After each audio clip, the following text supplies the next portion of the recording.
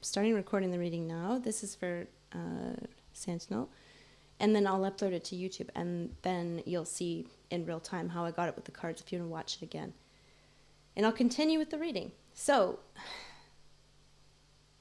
okay, perfect. So I'm just seeing that the audio is on point. I heard you typing. Okay, excellent.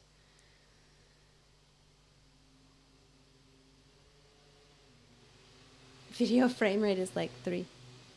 There's some activity in the streets too, which is fun. So that might be great to have for this reading. Okay, so where we were, Sentinel, was this area here, the callus. There's something that requires, like, it's basically like there's something and it's like hardened over. And the great thing, I guess, in a way, there's like some kind of big time reactivity and there's been a callus or a shell put over top of it.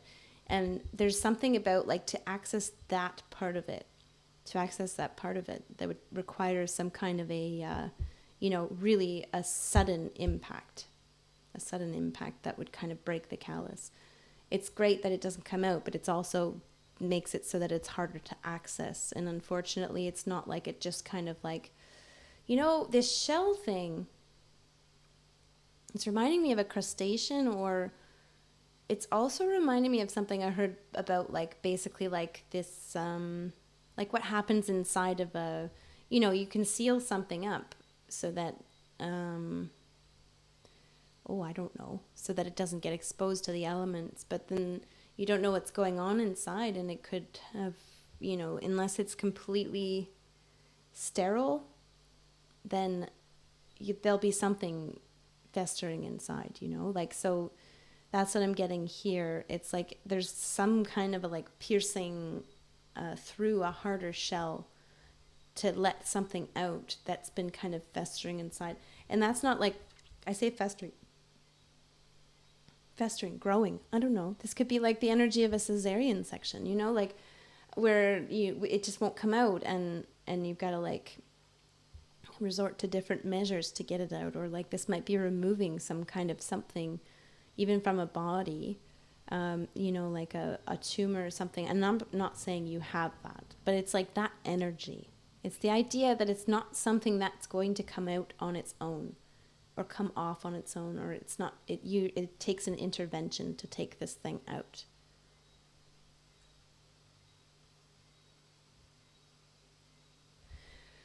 Basically, as much as the 9 of Rods is, again, it's kind of like the previous reading, and there's this kind of like, there's this turning away. There's turning away. Brewing is an interesting idea, because if there's anything that looks like hops, it might be, if it's like beer, brewing with hops. But this 9 of Rods is, again, looking away. And see the peacock's looking that way. This is like the shell here. And then there's this turning away, like we don't see each other. We just don't look at each other. If we just don't look at each other, and it's like there's this thing, this enabling that's happening in the middle. Let's just not look at each other. It's like a decision that was made that we're both making. Like, so it's like your light side and your dark side are both in agreement about something for once, that we're just not going to look at each other. The darkness doesn't want to come out, and the light doesn't want to look at this darkness. There's the moon card that came out here. And it's interesting because what I'm seeing, look at the, because I'm seeing this is the darkness and this is the light over here. And the moon, the darkness is actually on this side and the light is on this side. Oh my goodness. Are we dealing with non-duality here? Because guess what? As above, so below, then below becomes above, and then as below, so above, and above is below, and below is above. All this, at a certain point, it all becomes one thing. So it's fine enough to say we're not going to look at each other, but that is when you're holding up dualities. What happens in those moments where you kind of feel a little bit more integrated, or in those moments where you kind of lose touch with your ability to separate yourself into light and dark, kind of connect with nature or something like that, and then all of a sudden this thing won't hold up anymore. Even though both sides are in agreement, we shouldn't look at each other. It's just like two people who have decided we're best not being friends, because we just get into trouble. So let's agree to disagree. And that sounds like perfect for me. Yeah, perfect for me too, kind of thing.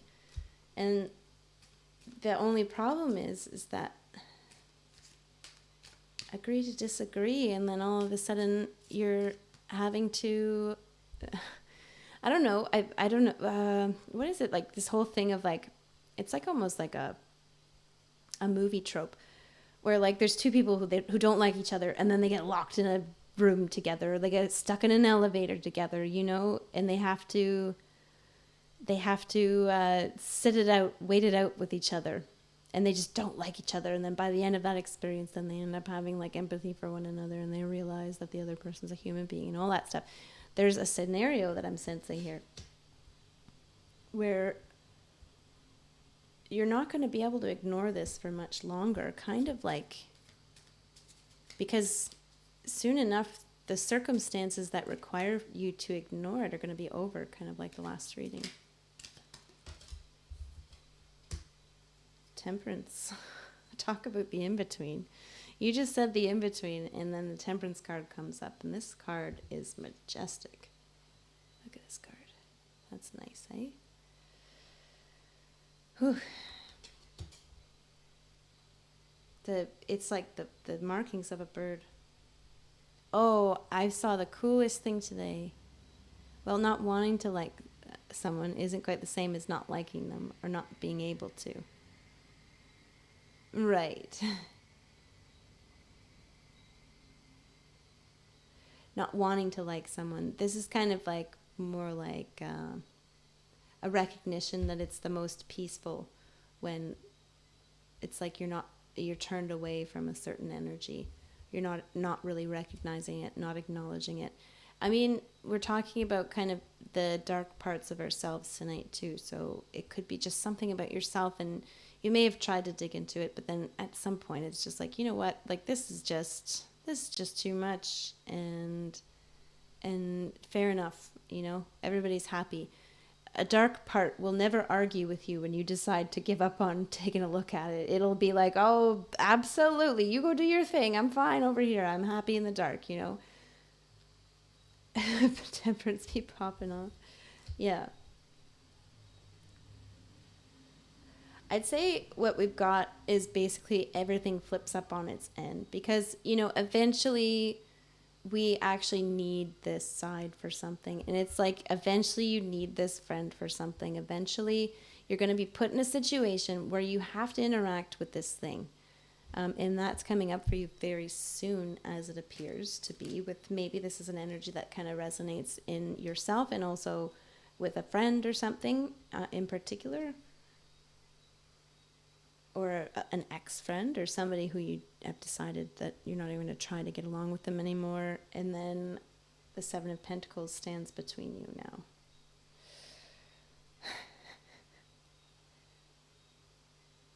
It looks like, Sentinel, what this looks like to me is just you being hard on yourself, first of all, that I don't do enough. I haven't done enough to reach out or to be agreeable with this side of myself or with this friend or whoever this is representing. I mean, like, projection is our tool that we use, right? When we've got something that we're not going to acknowledge, we tend to project it out. So you'd see a friend who's like this, and you'd see that in them, that thing that you're not acknowledging yourself. You have somebody in mind, got it. I see this like being hard on yourself. Like, I haven't done enough. It's funny, this is a goose head, but like, I just like, at first glance, to me, it looked like one of those piping guns, so this might be something about baking. I don't know if you bake cupcakes or something. I'm just getting something about like this image of there being like a baker with like, piping icing onto things, or decorating a cake, or and our first upright card, look at this, the Knight of Rods. Okay. This is Sentinel, I can't wait to give you this message. This is such a good message. I see it.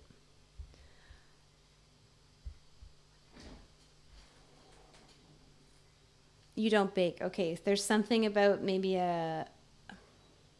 Like, I'm hearing like a cake decorating contest or something. Uh, Take that for what it's worth, or maybe someone else is going to resonate with it.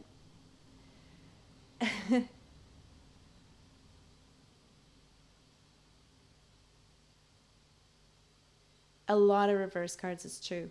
Yeah. This upright card is the Knight of Rods. Okay. Being hard on yourself, I didn't do enough. I didn't do enough. I haven't done enough to get along with this side of myself. I haven't done enough to get along with this friend. And there's just this hard on yourself thing, because soon enough you're going to be put in a situation where you're going to have to encounter this energy anyway. And it kind of is the way of it. You'll get, I'm not saying you're going to get stuck in an elevator, but there's going to be some kind of situation with this person you have in mind where you're going to have to like deal with them. And then there's just going to be like, I haven't done enough yet. And it's like, maybe there's this looming fear that, the moon can talk about fear, right? It's like a psychological fear, like the psyche's fear of being exposed. So there would be like a friend or something, or an ex-friend. You don't want to encounter them, because when you do, you're going to feel like you haven't done enough to meet them where they're at or whatever. And it's just kind of like, there was this agreeing to disagree type thing going on, when really the darkness can't really be held accountable for its actions, because the darkness just kind of slips into the darkness. That's what it does.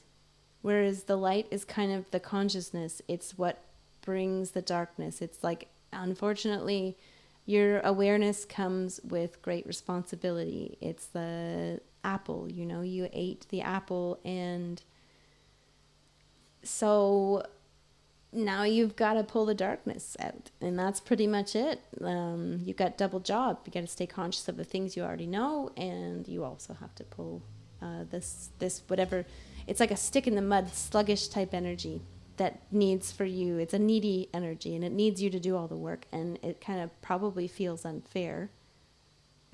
It's too dark in here for blame.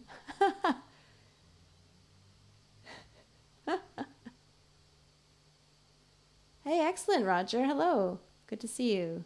Hi, Batgirl. Sorry that the video is so choppy, but we're just kind of dealing with it.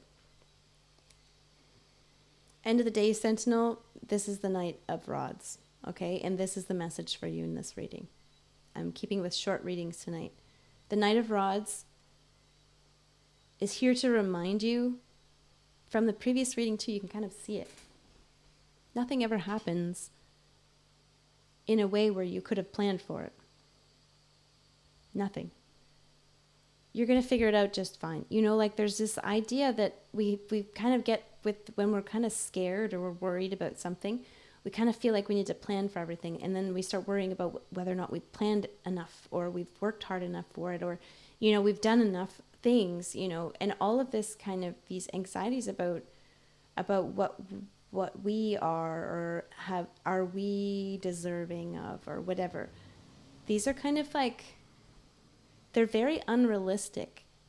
They don't actually, it's not at all a reflection of what is happening on the surface as we know it to be.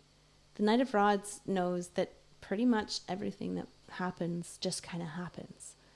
Yes, we do things and we plan and we discover who we are and all that stuff. But as we found out in the last reading, everything that, everything has a cycle, things will come to an end. And as much as we want to feel like we might be able to plan enough to prevent something from ending when it's supposed to end, we kind of got to like throw our hands in the air a little bit sometimes. Very true, but it also be a tug of war between healthy caution and unhealthy fear. Yeah, exactly. Healthy caution, for sure, for sure. I'm getting here about this friend, this particular thing that you would have been resonating with by now. This is something where you're not going to be able to plan for it. So if it is a friendship, for example, friendships happen in the moment. As much as we'd like to carry all of the things that happened with us and account for all the things that happened in every encounter, we can't. We're really creatures of the moment, and especially in relationships and friendships, it's about what's going on right now, and we're going to do what we feel is the best thing to do. And sometimes we're going to do great, and sometimes we're going to make mistakes. And basically what this reading is saying to you, Sentinel, is go easy on yourself with this particular energy. Go easy on yourself. There's, yeah, okay, maybe you screwed up a whole lot in the past, or maybe they screwed up a whole lot in the past. And I'm not saying that you shouldn't remember all those things. It's just, is it realistic that you would remember every single one of those things in the moment? Is it realistic that right now, if you were to encounter this energy and get stuck in an elevator with them by accident, whatever happens, and you have to encounter this person again, is it realistic to assume that in every given moment, you'll be accounting for every single last thing that happened? And it's kind of ridiculous for me to say that. So why is it that when we're apart from energy, we try to account for every single last thing that happened? Where's the connection that we have? And we all do this type of stuff, Sentinel. You're not the only one, but it's just maybe just if we're remembering what it's like to be, we kind of lose touch sometimes with basically this isn't a relationship anymore, because there's two energies here that have decided to see different, to not see eye to eye, agreed to disagree. And so there's no relationship happening right now. And so we kind of like get caught up in how do we make sense of no relationship? And we start using these strange rules that don't apply to relationships at all, because relationships really are a thing of the moment. They're a thing that is happening, and people say what they feel and they do what they feel, and everybody's just kind of doing stuff. And sometimes you're going to pull the most miraculous, wonderful things out of who knows where. And this person is going to be amazed. And sometimes you're going to feel like you're about to say the most relevant thing, and this person is going to be absolutely appalled or absolutely afraid. Their reaction to whatever it is that you're doing, there's so much going on that we couldn't possibly account for every single last little bit. Who knows where, you say? Yeah. Is that Bill Pullman? It better be. Is that a Bill Pullman emote? I'm so glad that that exists.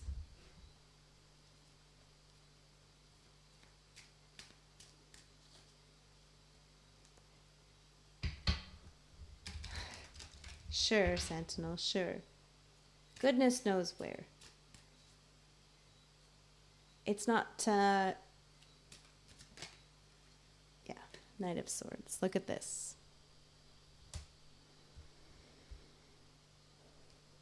When we draw this energy into the light, when we draw what we've been working on in the dark,